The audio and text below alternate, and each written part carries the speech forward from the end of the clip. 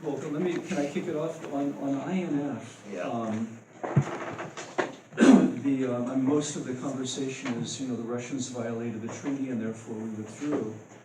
And there are two other things I'd like your comment on. One is that, we might have had an interest in bailing on INF for reasons you talked about, the Chinese program. Yeah. And then number two, the Russians argue that we violate INF with our BMD deployment because it's basically a Navy system that's been Right. put ashore Yes. that can not only shoot down missiles, but shoot Yeah. cruise missiles. So can you address those two points? Yeah, the first, let's take the last first. I actually think the Russians are not that interested in staying in INF. And it's convenient to argue the vertical launcher problem. It makes it easier for them to have a reason to leave as well than just, well, you left and therefore we're leaving. And the reason they have an interest is, I think they would like to threaten Europe with missiles, and nuclear missiles at that. We don't actually have as much of a dog in that fight. I don't know that we need INF missiles in Europe. Hey, thank you very much. Thank you. And you'll notice we're not arguing that we're gonna. And even when we talk about what we're gonna do in East Asia, we talk about non-nuclear missiles. Did I not answer all of your question? Could you say a little bit more about what the Chinese missile challenge does to, they're not part of INF. Would we have lost interest in INF anyway just because of what the Chinese are doing? There certainly is a strong group of people that now that we pulled out of INF, I've kind of said, all right, I wasn't a big fan of pulling out of INF, but I've become persuaded now that we have that, well, it's time to make lemonade. And their argument is our missiles forward deployed on the island chains, will allow us to sink their fleet, just like theirs are likely to sink our fleet. That's worth half the fun, they would say. Give them something to do. Maybe we can get them to slow down a bit. Not only that, but a lot of their command centers for their missiles and such could become within range with missiles that might be hard to target. Now, where they're thinking about putting these things are on U.S. territories, little islands and things where you can shoot and scoop. So, I don't, how should I put it? The real problem will be convincing the Philippines or anyone else who's got lots more territory closer in to be a host of these things. Or could it be that what you're gonna do to really scare the wits out of the Chinese is what you've done with the Koreans? You've let them get long-range missiles that can already hit China. And you just let Japan do that. And then pretty soon, they're going, this isn't as easy as we thought. Maybe we should talk. You want to have the narrative lash up with the competition. And versa versa. But a minute ago you said don't proliferate the missiles, but now you're saying give them to the Japanese and the South Koreans. I didn't say don't proliferate missiles. I thought one of your slides said don't. Well, that had to do with hypersonics. Okay. You don't spread them. In other words, we deploy ours anywhere we want, but we don't give the technology to anybody, and nor should the Russians or Chinese. We have an agreement at least not to share the technology. The Russians are sharing the technology with India. No. Start modest. Something about, can we all just agree that we're just going to murder one another, not help other people murder other people? Something easy. How's that? Is that clear? Good. Yeah. Questions, guys? Other questions? Yes. Just about the question of fissile material that's produced by civilian infrastructure. Yeah. So you talked about caps or moratoriums or things that we can negotiate, but how do we make sure, as you put it, that countries don't cheat Because I know you had No. mentioned in your book about the struggles with IAEA, Yes. and sort of tracking that. It's a lot easier to prevent something, to verify something that isn't extant than something that's operating. And I think in the case of Japan and South Korea, you're not gonna agree to a limit, oh, well, you'll only produce so much per year. In the case of the reprocessing, you say, nada. I don't wanna see a plant. I don't wanna see any emissions that would come from these plants. In the case of the Chinese, a little more difficult, but you say, no large commercial reprocessing unless you want the Japanese and the South Koreans, your close historical friends, to do it. And they don't. I've talked to the Chinese. They don't like that for pretty good reasons. I think in the case of enrichment, what you have to say is, don't expand the plant. And I think you can verify that. You know.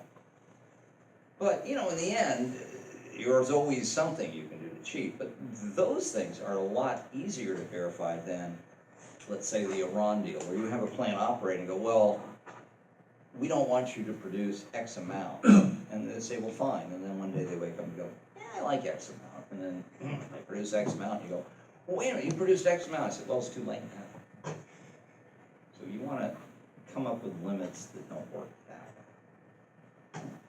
0 or infinity? Zeros are easier to verify than something in between.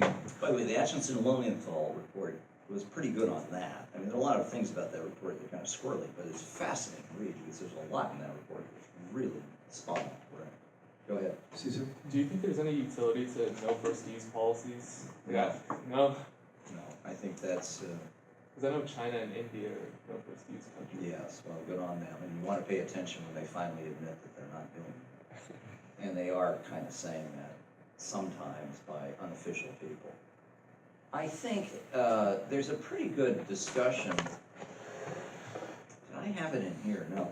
There's a guy named Quinlan. Michael Quinlan. He got very interested in proliferation. He was in charge of targeting policy for the British, and he decided in his old age he was going to become an arms controller. So all of a sudden he was coming to these meetings that I had and other meetings of other people. And but to his dying day and to his credit, he could never countenance the idea of no first use. And the reason why, he said, well, the whole purpose of these things is to scare the crap out of someone. And you can't do that if you absolutely make harden that you will never use them first. He said, as a matter of policy, yeah, we're not going to. But you don't want to tell an ally you'll never use it first, because then the adversary goes, oh, if that's the case, we can, and we can get an advantage.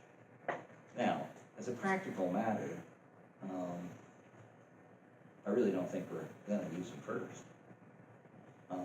But from a political diplomatic standpoint, you can't say that and have a nuclear guarantee worth a tinker's dam to an ally. But so, to follow that up though, what's the difference between a no first use and the no cities thing that you'd like to kick off? I think that makes more criminal what may happen.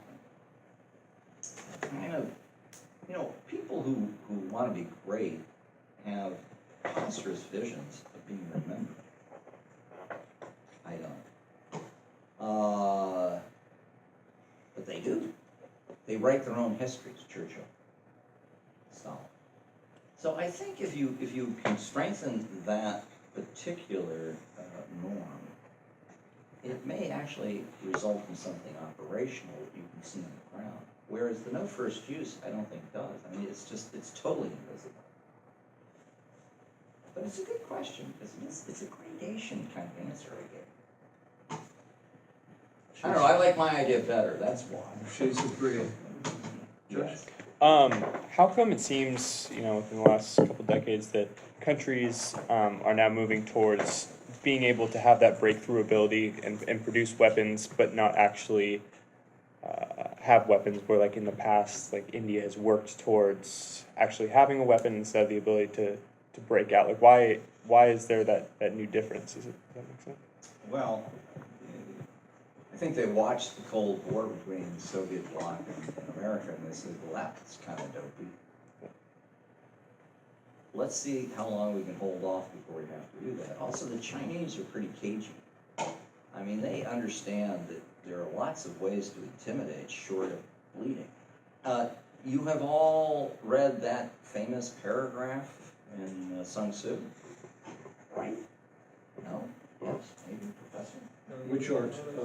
The Art of War. It starts off with saying the supreme excellence in war is to defeat the enemy in their mind with regard to their ability to execute their strategy to defeat you. I mean, this is like bad translation paraphrasing. That's the best, okay? And the second best is to disrupt their alliances. We don't think about that too much. That one's pretty important because, you know, frequently you don't know who your enemy is. And if you don't know your enemy, you can't really think hard enough about their strategy. If you can't think hard about their strategy, you probably can't defeat their strategy in their mind. So the alliance point's pretty big. Then the next thing is destroying their military. And the last and least desirable thing to do is to target the cities. And he has this little paragraph. So I would tattoo that with vanishing ink on every military arm or forehead. Because if you start thinking about that, it changes the way you do warfare. And I think the Chinese think about the first one a lot. And that's the reason why they don't mobilize every gosh darn thing they can. Also, they're very much of the view that they're supposed to take over the world in what, 2049? But to do that, you have to make sure nobody thinks you're doing it until 10 minutes before 2049. Show your hand and oh my God. I mean, I remember talking to the people in Beijing that advised the PLA. And I said, you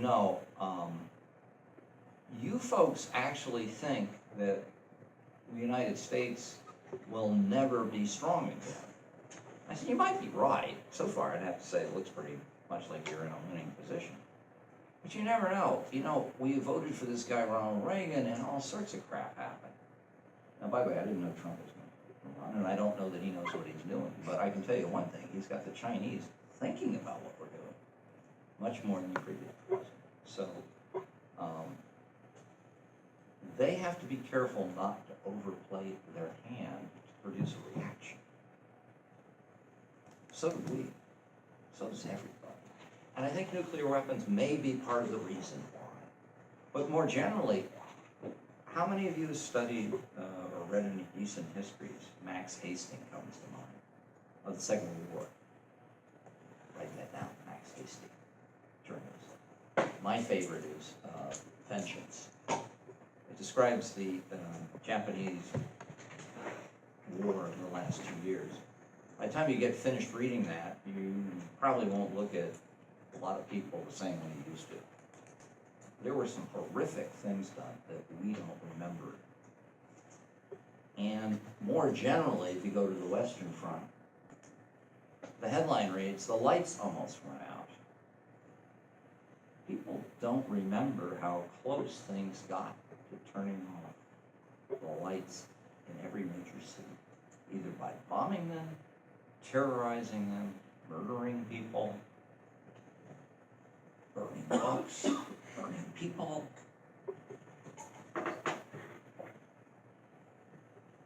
Enough people, thankfully, remember that. So you don't go into total war lightly. Because the end result would be the end of civilization. Now, you may think that's a little nutty, but if you study the Roman Empire, it's happened before.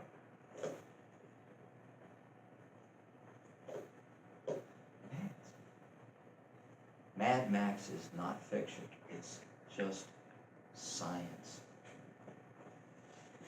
Right? I was just going to ask you, I read your policy suggestions as kind of an all of the above approach. Well, it's a little, I'm working on making it so that the first things are less woolly-headed than the last thing. You know? I mean, you know, there is something mildly nutty about some of those things. But I mean, that's half the fun. I mean, if you're gonna do something and it's just incremental and it doesn't look like it's gonna lead to anything big, how do you get excited about it? So the overarching kind of takeaway in my head is that competitive advantage is yet to be maximized or utilized in space, and that No, in space, I think we're ready to do the zones. In missiles, I don't think we're ready to do much. In the fizzle area, it's not a competitive thing. We can just start saying, look, this doesn't make sense. The economics ought to be talking louder. Part of the problem is nuclear power is a cultural energy source. I mean, you know, it's a culture war. I'm a Republican, therefore I must love it. Well, what's that all about? Well, it has to do with Earth Day and people taking their bras off and people wearing turtlenecks, and where young Americans were say, well, if they're against it, we're for it. And then, you know, energy crises in the early 70s where, you know, the Democrats said, well, we'll regulate, legislate, and dictate, we'll be fine. And the Republicans said, just drill more holes, we'll be okay. And the Republicans actually took a long time. Right, and then what happened? Until shale oil, we ran out of cheap holes. And then it was, oh, well, we'll meet our energy requirements. Oh, I know, we'll drive them nuts again. We'll say nuclear power. And it's like, well, yeah, but it costs a lot. Why would you do that? Who's going to pay for that? Oh, well, it's a national priority. To be stupid. It's crazy. We need to start talking about energy in dollars and cents and certain environmental restrictions. And if you do, and if you look at it carefully, I don't think nuclear power is your first, second, third, fourth choice. Probably has to do with new technologies to get and to burn natural gas. And it probably has to do with all sorts of grid management issues. And it has to do, with batteries later and renewables to some extent. But, you know, Jesus Louise. Also, you know, if you take seriously some of these global warming requirements, we should just start drinking heavily now anyway. I mean, there's no reason to worry. Don't encourage them.